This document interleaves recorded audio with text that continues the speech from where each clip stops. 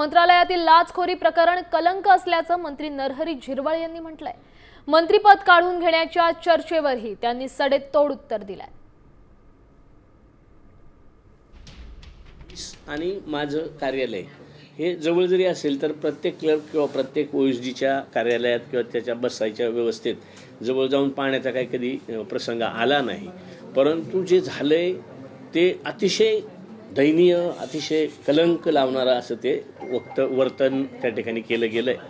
आणि म्हणूनसाठी मी तात्काळ राजू डेरंगे हे आता पोलीस कस्टडीत किंवा कायद्याच्या कचाट्यात सापडलेले आहेत, त्यांची चौकशी सुरू आहे। मुख्यमंत्री महोदय शेवटी हे अधिकार काढणं, दुसऱ्याला देणं हे मुख्यमंत्री महोदयांच्या कब्जेत असतं किंवा अधिकारात असतं। आणि मुख्यमंत्री महोदयांनी आत्तापर्यंत माझं कामकाज बघितले, त्याच्यावर कुठल्याही प्रकारची त्यांच्या मनात तरी किंतु परंतु असण्याचं कधी जाणवलेलं नाही।